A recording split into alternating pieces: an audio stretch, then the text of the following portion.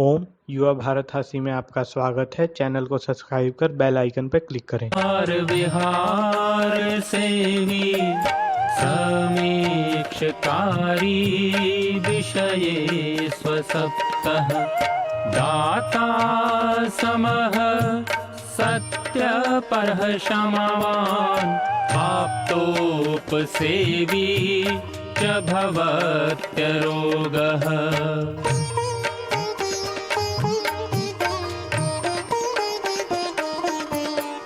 मतिर्वचः कर्म सुखानुबन्धी सत्वं विधेयं विशदा च बुद्धिः ज्ञानं तपः तत्परता च योगे यस्यास्ति तं नानुतपन्ति रोगाः।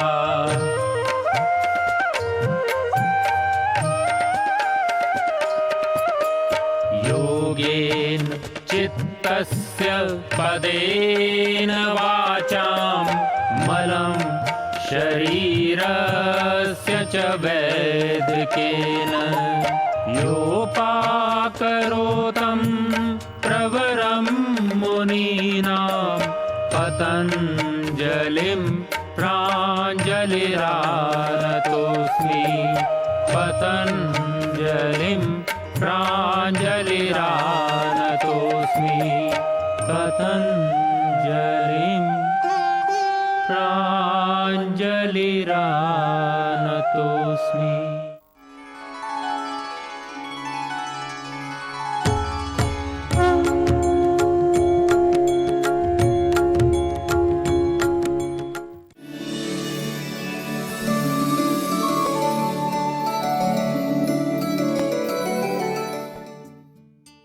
संपूर्ण स्वास्थ्य का विज्ञान आयुर्वेद, आयुर्वेद का दर्शन, आयुर्वेद की चिकित्सा की महत्ता, इसकी विशेषता या इसकी गहराइयों को लेकर के हम विगत कई दिनों से चर्चा कर रहे हैं और आज हम चर्चा करने वाले हैं। आयुर्वेद में चिकित्सा की दृष्टि से देखें तो एक बहुत ही महत्वपूर्ण विधा है और हमने जिन्होंने आयुर्वेद का नाम सुना है जरूर उस शब्द को जरूर सुना होगा, उसको कहते हैं पंचकर्म। हमने पहले समन की बात की, उसके लिए उनकी विधियों की चर्चा करी। अब हम शोधन की जो क्रियाएं हैं जिसको हम पंचकर्म कहते हैं, जब ये 5 तरह के क्रियाओं के द्वारा हम शरीर का शोधन करते हैं तो उससे जो विविध तरह के रोग हैं उनका शमन होता है। पंचकर्म का शब्द से बिल्कुल स्पष्ट पता चल रहा है कि यह 5 तरह की क्रियाएं हैं और ये शरीर में से मलों को, दोषों को बाहर निकालने का काम है। और आयुर्वेदिक दृष्टि से देखें तो यह बहुत ही एक महत्वपूर्ण अंग है आयुर्वेद का। कई बार बहुत सारी दवाइयाँ खाने पर भी कई सारी बीमारियाँ ऐसी होती हैं कि वो या तो ठीक होती नहीं है या बार बार होती रहती है। तो इन रोगों से बचाव के लिए या इनके उन्मूलन के लिए, पूरी तरह से इनको ठीक करने के लिए, इन शरीर को बाहर निकालने के लिए तो हम जिन क्रियाओं को करते हैं तो उसमें से हम कहते हैं कि जो एलिमिनेशन थेरेपी, यानी कि एलिमिनेशन थेरेपी, इसको हम कहते हैं कि जो बाहर की जो संशोधन की जो चिकित्सा प्रक्रिया है, जो मेथड है, उसको हम पंचकर्म चिकित्सा कहते हैं। और पंचकर्म चिकित्सा से पूर्व जिन कर्मों को किया जाता है उन्हें पूर्व कर्म कहा जाता है। यानी पूर्व कर्म के अंतर्गत हम संशमन करते हैं, संशोधन करते हैं।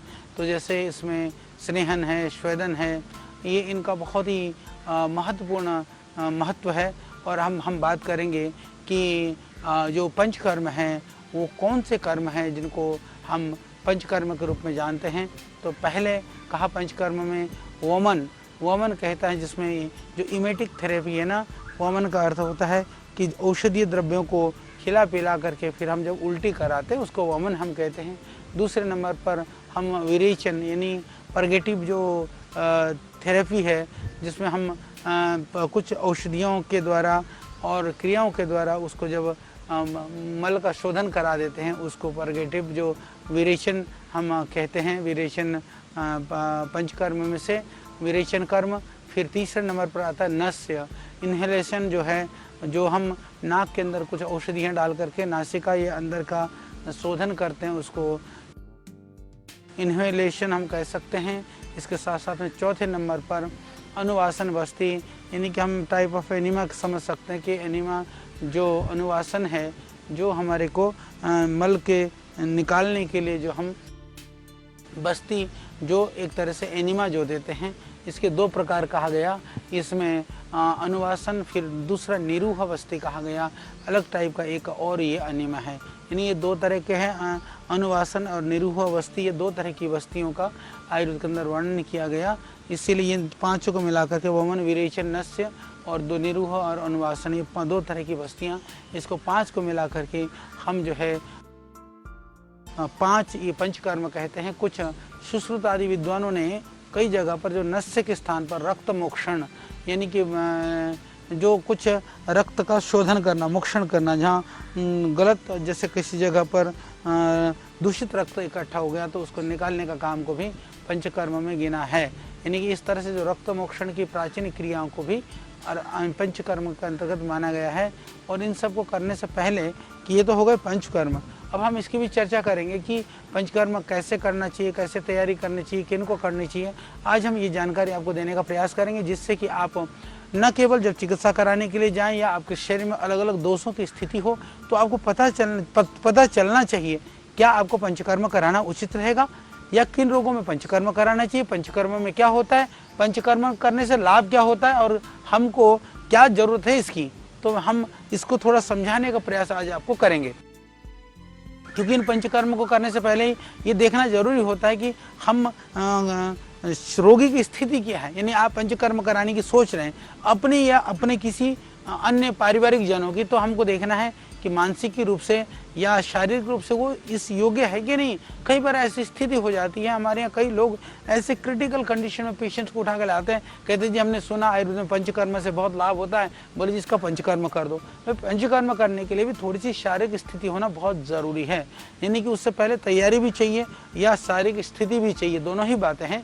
तो अभी हम कुछ बात में जो बात करते हैं वो पूर्व कर्म जिसको कहा जाता है, पहले जो सावधानी है, क्या खाना है क्या नहीं खाना है, ये सब ध्यान रखा जाता है। उसके बाद फिर रोगी को अपनी अलग अलग तरह की जो उसकी जो स्थिति के अनुसार अलग अलग तरह की औषधियों का चयन करके उसकी प्रक्रिया प्रयोग भी किया जाता है। तो अब इसको हम समझें, ये बहुत ज़रूरी है, यानी कि शारीरिक स्थिति होना ज़रूरी है।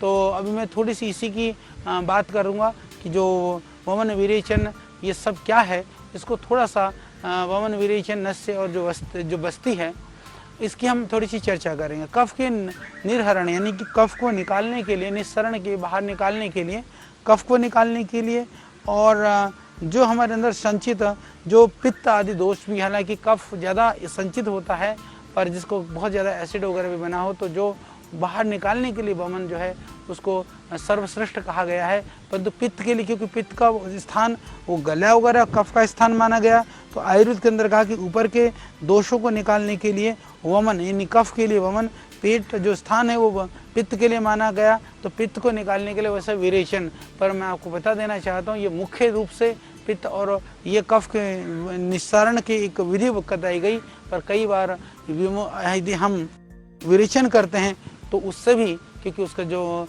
खाया हुआ जब नहीं पचता है, नहीं पच करके कफ वगैरह बनता है, तो उसका यदि निस्सारण हो जाता है तो उसमें भी लाभ हो जाता है। यानी सीधे तौर पर जो वमन है वो कफ के लिए है, विरेचन है वो पित्त के लिए है, पर इनडायरेक्ट देखें तो उससे दोनों में ही, तीनों दोषों में ही लाभ होता है। तो मुख्य रूप से पित्त के निर्हरण के लिए विरेचन सर्वश्रेष्ठ आयुर्वेद में माना गया है। तीसरे नंबर पर हमने जो एनिमा, अनुवासन वस्ती की बात करी या आस्थापन वस्ती की बात करी, वात के निर्हरण के लिए, यानी कि हम त्रिदोष के साथ इनको पंचकर्म को जोड़ते हैं। तो ऋषियों ने कहा कि कफ के लिए वमन और पित्त के लिए विरेचन, और ये वात के लिए जो है वह दोनों तरह के जो एनिमा और जिसको हम एक तरह से अनुवासन और आस्थापन वस्ती कहते हैं, वो दोनों ही वात रोगों का निस्सरण के लिए। और कहा कि फिर बाकी एक चीज़ बच गया वो बच गया आपका स्वेदन। स्वेदन बोले किस लिए? बोले शरीर में कोमलता मृदुता लाने के लिए। जब आप वमन विरेचन ये सब कर देते हैं, बस्ती कर देते हैं, तो शरीर के अंदर एक तरह से थोड़ा सा कोमलता की भी ज़रूरत पड़ती है, शरीर को एक थोड़ी सी ऊर्जा की भी ज़रूरत पड़ती है। वो उसको काम हम स्वेदन के द्वारा मृदुता को लाने के लिए हम करते हैं।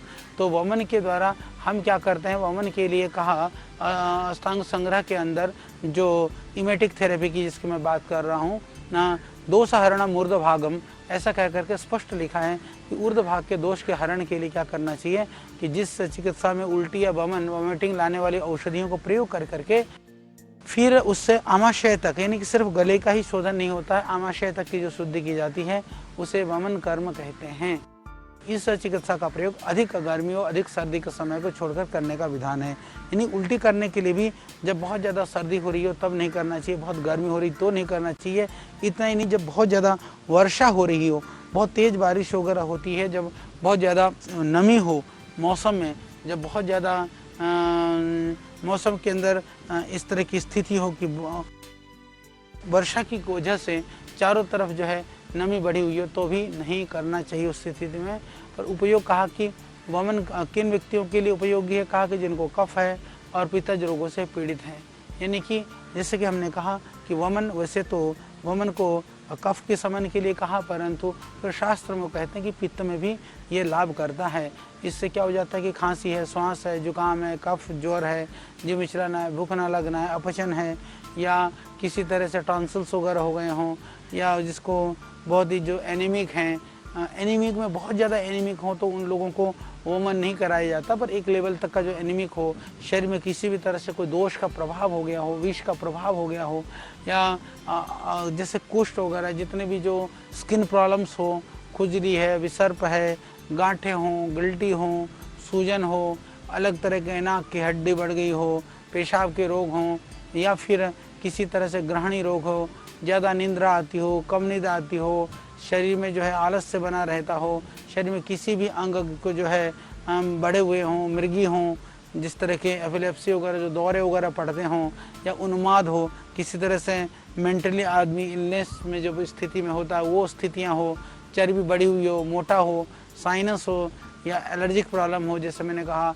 और किसी तरह से नाक मुँह आदि पकते रहते हों, इस तरह की सारे स्थितियों में कहा कि इसको जो वमन क्रिया है उसको आयुर्वेद के अनुसार करना चाहिए।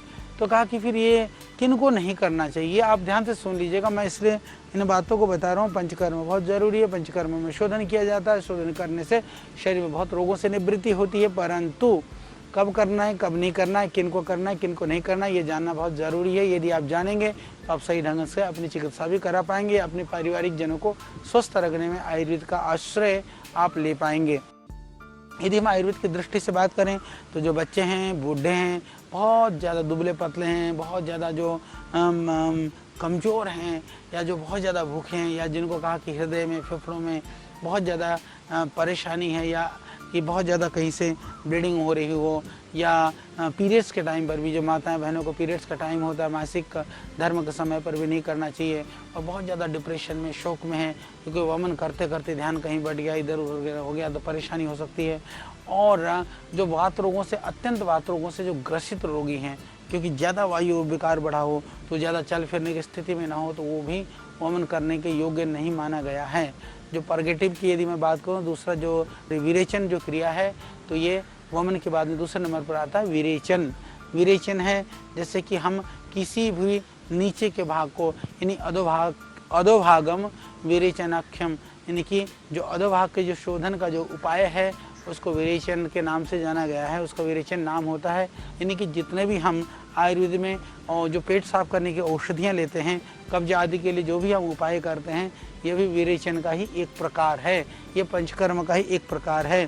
क्योंकि वहाँ पर हम सिर्फ आंशिक रूप से लेते हैं, वहाँ पंचकर्म में पूर्व कर्म करके तैयारी करके विधिवत करते हैं, तो वहाँ पर ज़्यादा उसका लाभ मिलता है। ये एक महत्वपूर्ण जो है संशोधन के अंदर, जो प्यूरिफिकेशन के अंदर में विरेचन को बहुत ही महत्वपूर्ण माना गया है, क्योंकि जितना भी प्रायशः जायन्ते रोगा मल संचयात की जो हमारे यहाँ आयुर्वेद में उक्ति है कि मल संचय होने से विविध तरह की जो बीमारियाँ होती हैं, तो इसीलिए जो है वो मल संचित मल को निकालने का काम विरेचन के द्वारा सही ढंग से किया जा सकता है। इसीलिए इनको प्रायः जो शरद ऋतु होता है उसमें बहुत ही अच्छा माना गया है इसको करने के लिए, जो विरेचन कर्म है, पर वो बाकी कहा कि यदि आवश्यकता होने पर कभी भी किया जा सकता है। यानी कि पंचकर्म के लिए उपयुक्त समय है। जिस सिर्फ शरीर के शुद्धि के लिए या हम अपने आप को ज़्यादा हेल्दी रखना चाहते हैं तो शरद ऋतु में एक बार पंचकर्म का प्रयोग हम सबको कर लेना चाहिए, ऐसा आयुर्वेद में ऋषियों ने हमारे लिए विधान किया है। सामान्यतः कैसे करें, किन किन को करना चाहिए विरेचन, तो सामान्य कहा कि शरीर में शुद्धि के लिए विरेचन क्रिया का प्रयोग कर ही सकते हैं। कहा कि इसके अलावा किन को करना चाहिए कि जैसे कि पित्त के प्रकोप के लिए, जैसे मुख्य रूप से कहा कि वमन तो कफ के लिए कहा, तो विरेचन पित्त के लिए कहा। फिर आम संचय जो आधा पका हुआ अपच जो होता है ना, किसी को कुछ खाए पिया पचता नहीं है, आधा पचता है, तो ऐसी स्थिति के जो कारण से जो रोग उत्पन्न होते हैं, जिनको यानी कि इंडाइजेशन है, किसी तरह से पाचन प्रक्रिया ठीक नहीं है, या पेट में बहुत अफारा वगैरह बनता रहता है, गैस्ट्रिक ट्रबल है, या फिर किसी तरह से आंतों के अंदर इन्फेक्शन है, स्वेलिंग है, हालांकि सूजन वगैरह की स्थिति में पहले समन चिकित्सा के द्वारा हम एक लेवल पर लेकर के आते हैं। पंचकर्म को शोधन के लिए भी सामर्थ्य चाहिए, शोधन के सामर्थ्य को लाने के लिए भी हम शमन की चिकित्सा करते हैं। जो पहले मैंने आपको शमन की चिकित्सा के विषय में जो षट क्रियाकाल के संदर्भ में हमने आपसे चर्चा की, तो इसको हमको समझने की ज़रूरत है। इसी तरह से जो बहुत सारे चर्म रोग हैं, कुष्ठ रोग हैं, इन सब के लिए भी कहा कि हमको विरेचन करना चाहिए। यानी कि इसके सही तरह से यदि कोई प्रयोग करता है तो कहा कि इससे क्या हो जाता है, बोले इंद्रियों में शक्ति आ जाती है और बुद्धि में ताजगी आती है। यानी कि भोजन जो जठराग्नि है, पाचक अग्नि है, उसमें वृद्धि हो जाती है, रस रक्त आदि धातुओं की वृद्धि होकर के और उसकी शुद्धि होकर के शरीर के अंदर बल और स्थिरता की प्राप्ति होती है। तो ये बहुत ही लाभकारी कर्म है। ये किसी के जो जानकार व्यक्ति है उसके निर्देशन में, जानकार व्यक्ति उसके सानिध्य में हमको करना चाहिए। और जो अच्छे आयुर्वेदिक हॉस्पिटल्स हैं वहाँ पर इसकी व्यवस्था जरूर होती है, तो ये जरूर करानी चाहिए। आयुर्वेद के अनुसार कहा कि इसको जो अयोग्य हैं कौन है, जिनको हमें विरेचन नहीं कराना चाहिए, कोई बच्चे हैं, बुजुर्ग हैं, कमज़ोर हैं, जो बहुत ही सॉफ्ट लोग हैं, या जो इस तरह की जो जिनको गर्भिणी स्त्रियां हैं, जो प्रेग्नेंट माताएं बहनें हैं, या जो बहुत ज़्यादा भयानक मोटा है तो बोला एकदम तुरंत उसको विरेचन कराने में कई बार परेशानी आती है। और जो बहुत नशेड़ी हैं, विविध तरह के नशाओं में जो रहने वाले लोग हैं, उनको भी कहा पहले संशमन करिए, फिर उसके बाद शोधन का काम करिए। और बुखार एकदम उस तरह से बुखार वगैरह चढ़ा हो तो उस समय भी नहीं करना चाहिए। और समय पूर्व प्रसूता, यानी कि यदि आपको पहले से अबॉर्शन वगैरह हो गया हो उस समय पर भी कुछ महीने तक नहीं करना चाहिए। जिसके शरीर में घाव वगैरह ज़्यादा हो, या जिसके शरीर में जो बहुत ही खुश्की रुक्ष प्रकृति का हो, तो उनको भी कहा कि विरेचन एकदम नहीं करना चाहिए। इस तरह से ये सावधानियां भी थोड़ी रखनी चाहिए, ये आपको जानना चाहिए। और आप तय कर लीजिए कि आपको अभी वमन विरेचन यदि पंचकर्म की आवश्यकता है या नहीं है। तो बाद में कहा कि तीसरे नंबर पर नस्य कर्म कहते हैं जो शिरो विरेचन, यानी इन्हेलेशन जो है ना, इन्हेलेशन हम कहते हैं। नस्य कर्म है, शिरो विरेचन है, नाक में कुछ औषधियाँ डाल करके, यानी कि सिर है, नेत्र है, कान है, नाक है, गले है, इन रोगों के लिए जो चिकित्सा करने का जो आयुर्वेद में जो उपाय बताया गया है, या उस चिकित्सा के लिए जो हम नाक में जो औषधीय द्रव्य डालते हैं, तेल आदि डालते हैं, उसको जो है उसको ये नस्य कहा जाता है। इसको नावन भी, आयुर्वेद के अंदर नस्य को नावन भी कहते हैं। नस्य कर्म के यदि देखें तो इसको दो तरह से दो भागों में बांटा गया है। विरेचनम रिंघणम च शमनम च त्रिधापि तत्। इस तरह से रेचन और कर्षण नस्य, यह नस्य सिर से कफ आदि दोषों को बाहर निकालने के लिए करते हैं। और इसके अलावा तीक्ष्ण प्रभाव वाले तेलों को, तीक्ष्ण औषधियों को, रस को क्वाथ से पकाए हुए जो तेलों का इसके अंदर प्रयोग करते हैं। और एक रेचन नस्य का प्रयोग कफज रोगों में एवं शीरशूल, स्वरक्षय, पीनस, प्रतीक्षाएं, सूजन, अपस्मार, मिर्गी, सर के दर्द है, एलर्जिक है, स्किन प्रॉब्लम है, अरुचि है, इन सब में भी किया जाता है। ये तो हो गया एक प्रकार का नस्य। दूसरा कहा स्नेहन नस्य, वृंघन नस्य। ये नाक के सिर, नाक, ऊपरी अंगों में स्निग्धता लाने के लिए तेल या मधुर रस वाला, स्नेहन वाला तो सामान्य हो गया, दूसरा होगा क्वाथ औषधि वाला, औषधि द्रव्य। नहीं, जो तीक्ष्ण नस्य, हम इसको दो तरह से समझ सकते हैं, एक तीक्ष्ण नस्य हो गया, एक सौम्य नस्य हो गया। सौम्य नस्य का प्रयोग हम लंबे समय तक या लगातार भी कर सकते हैं, जो कोमल प्रकृति के लोग हैं उनको भी कर सकते हैं। तो जटिल स्थिति के अंदर में हमको जो तीक्ष्ण नस्य उसको लेना चाहिए। इसीलिए कहा कि इसमें तेल, मधुर रस युक्त औषधियों का रस, क्वाथ, कल्क, चूर्ण से पकाए गए तेल, घी का प्रयोग किया जाता है। इसका भी जो लाभ है वही है, सर, नाक, आँखों के समय से पहले बालों का सफ़ेद होना, बाल गिरना इत्यादि रोगों में किया जाता है। इन्हीं नस्य किस किस को नहीं करना चाहिए? जो गर्भवती माताएं बहनें हैं उन महिलाओं को नहीं करना चाहिए। और कहा कि स्नान तुरंत करने के बाद, स्नान से पहले नस्य का विधान किया गया है। और उसके बाद में जो नशेड़ी हैं, मदिरा वगैरह पिए, वो नशा किया गया हों, उसके बाद में नस्य नहीं करना चाहिए। और यदि नस्य की द्रव्यों के अंदर आयुर्वेद में जिन द्रव्यों को बहुत ही प्रशंसा की गई है, उसमें जैसे मीठी बच है, और उसके जो मीठी बच का जो मूल है उसका चूर्ण होता है, या अदरक, प्याज, लहसुन, काली मिर्च, इन द्रव्यों का रस, क्वाथ वगैरह भी, इस तरह के द्रव्यों का आयुर्वेद के अंदर विधान किया गया है। इन सबको नस्य के लिए उपयोगी माना गया है। तो ये नस्य के बाद में भवन विरेचन, नस्य के बाद में हम बात करेंगे अनुवासन वस्ती।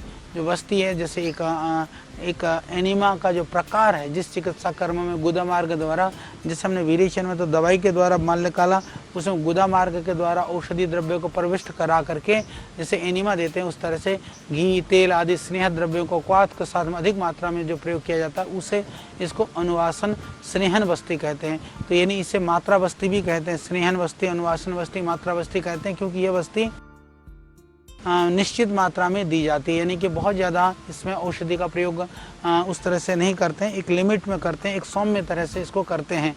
इसलिए इसको स्नेहन वस्ती के रूप में भी हम जानते हैं। यदि इसकी बात करें कि इससे क्या क्या लाभ होता है, कोट की शुद्धि की, यानी कि मल की शुद्धि तो करता ही है, स्निग्धता लाता है, और स्थानीय अंग में, एनस वगैरह में भी इससे सॉफ्टनेस आती है, शरीर में इससे पुष्टि आती है, शक्ति, स्वास्थ्य, आरोग्य में वृद्धि होती है। कहा कि क्या इनको भी सबको नहीं करना चाहिए? सारी चीज़ें सबके लिए लाभकारी नहीं होती है। जो बहुत ज़्यादा डायबिटीज़ वगैरह की स्थिति से बीमार हो, जिनको यूरिन वगैरह में ज़्यादा प्रॉब्लम हो, जिनको श्वास वगैरह या बहुत अरुचि हो, जिसको बहुत ज़्यादा खांसी वगैरह की परेशानी हो, उनको नहीं करना चाहिए, उनको ये अनुवासन वस्ती नहीं देना चाहिए। अगला कहा निरूह वस्ती। जो अनुवासन वस्ती करा, दो तरह की वस्तियों का विधान किया गया है। जिस वस्ती कर्म में कोष्ठ की शुद्धि के साथ में, उसमें तो सौम्य औषधियों का प्रयोग होता है, यहाँ औषधियों के साथ में क्वाथ, दूध, तेल आदि, यानी कि निरूह वस्ती उसको कहते हैं। जहाँ थोड़ा सा हम कह सकते हैं वो तो सौम्य वस्ती था, जो अनुवासन था। निरूह में थोड़ा सा कठोर वस्ती भी हम कह सकते हैं, या ज़्यादातर औषधियों के द्वारा जो दिया जाता है। इस वस्ती से धातुओं को सम स्थिति में स्थापित करने के लिए, दोषों को दूर करने के लिए ये बहुत ही सहायक माना गया है। इसलिए इसको आस्थापन वस्ती कहते हैं। निरूह वस्ती गुणों के आधार पर अनेक प्रकार की है, तथा दीपन वस्ती, लेखन वस्ती, बृंहण वस्ती, पिच्छिल वस्ती, सिद्ध वस्ती, युक्त रसावस्थी आदि। तो ये अलग अलग वस्ती के प्रकार हैं, क्योंकि ये शोधन के लिए अलग अलग द्रव्यों के या अलग अलग औषधि रोगों की स्थिति के आधार पर यह क्रिया की जाती है। इसको भी कहा कि किन लोगों को नहीं करना चाहिए? जो बहुत कमज़ोर हैं, जिनको उल्टी हो रही हो, बहुत ज़्यादा हिचकी आदि हो रही हो, या बहुत ज़्यादा जिसको बवासीर वगैरह, खांसी, दमा वगैरह हो, इन सब लोगों को, या जिनको डायबिटीज़ वगैरह बहुत बढ़ी हुई स्थिति हो, तो उनको वाला के निरूह वस्ती नहीं देना चाहिए। और गर्भिणी स्त्री के लिए तो किसी भी तरह का वस्त्र का प्रयोग निषिद्ध किया है। फिर इसी तरह से पंचकर्म चिकित्सा के अंदर जैसे हमने कहा कि सुश्रुत ऋषि ने रक्तमोक्षण को भी इसके अंदर गिना है। तो इसके अंदर जो है, जैसे पंचकर्म में जो वमन विरेचन कर्मों को उद्देश्य माना गया कि दोषों का समन हो, तो रक्तमोक्षण कर्म भी दोष की शोधन की अपेक्षा रक्त का शोधन का काम करता है। रक्त शोधन यानी रक्त का निकालने से जो है वो दोषों का समन किया जाता है। इसीलिए क्योंकि पित्त के रक्त के अति दूषित होने पर ही रक्त मोक्षण का विधान है, और ये हम लोग भी करते हैं। रक्त मोक्षण के लिए अग्निदाह, अग्निकर्म है, चाहे जो जलों का चिकित्सा है, कि जोंक के द्वारा जो चिकित्सा आदि करना है, ये सब आयुर्वेद की पुरानी परंपरा की चिकित्सा विधाएं रही हैं। आज भी आदिवासी क्षेत्रों में, वनवासी क्षेत्रों में आप देखेंगे वो श्रृंगी लगा करके खून निकालते हैं, या रक्त मोक्षण के लिए दाह कर्म करते हैं, या जोंक लगा करके उसको निकाला जाता है। ये सब आयुर्वेद की ही विधाएं हैं, वो बहुत ही वैज्ञानिक और प्रामाणिक थी। तो इस तरह से जो रक्त की रोग उत्पादकता या अत्यंत व्यापक जो है ना रक्त के द्वारा बीमारियां हो सकती हैं, इसलिए स्वास्थ्य संरक्षण के लिए और रोगों की निवृत्ति के लिए दूषित रक्तों को निकालना आवश्यक माना गया है। और इसी को ही हम कह सकते हैं कि ये जो विधाएं हैं रक्तमोक्षण को प्रधानता से यदि हम देखते हैं तो ये शरीरगत जो दूषित रक्त है उसको निकालने का कार्य इसके द्वारा किया जाता है। तो इस तरह से आपने समझा कि ये रक्तमोक्षण को इसे तुरंत तत्काल उसका लाभ भी मिलता है, तो परंतु इसको बहुत ठीक से करना, सावधानी से करना बहुत ही ज़रूरी है। तो रक्तमोक्षण के भी जैसे मैंने कहा विविध तरह के प्रकार गिनाए हैं, शस्त्र के द्वारा या लीची का जो जौ के द्वारा। तो इसमें से इन चीज़ों को जो पंचकर्म के इन विधाओं का यदि हम पालन करते हैं, इन विधाओं को यदि प्रयोग करते हैं तो हमें निश्चित रूप से हम रोगों से मुक्त हो सकते हैं। तो जो आयुर्वेद की जो विविध विधाएं हैं उन विधाओं को हमने आपको समझाने का प्रयास किया कि किस तरह से आप रोग से मुक्त हो सकते हैं और किन को पंचकर्म कराना चाहिए और पंचकर्म में क्या होता है। तो ये जो बात आपने हमारी बातों को अभी आपने जो सुना है तो निश्चित रूप से आपको समझ में आया होगा कि पंचकर्म होता क्या है, करते क्यों है और कब करना चाहिए। तो आगे और जानकारियों के साथ में हम होंगे आपके बीच में। तब तक के लिए आप हमको दीजिए विदा। नमस्ते। ओम। ऋषियों के ज्ञान से लेकर प्रकृति के वरदान तक, आयु के विज्ञान से लेकर आयुर्वेद के सिद्धांत तक, प्राचीन चिकित्सा पद्धति के हर पहलू का प्रासंगिक विवेचन। ऋषिकल श्रद्धेय आचार्य बालकृष्ण जी द्वारा सरल भाषा में स्वरचित सृजन, हिंदी अंग्रेजी सहित विश्व के 70 से अधिक भाषाओं में लाखों की संख्या में प्रकाशित बेस्ट सेलर अद्वितीय ग्रंथ आयुर्वेद सिद्धांत रहस्य आज ही घर लाएं।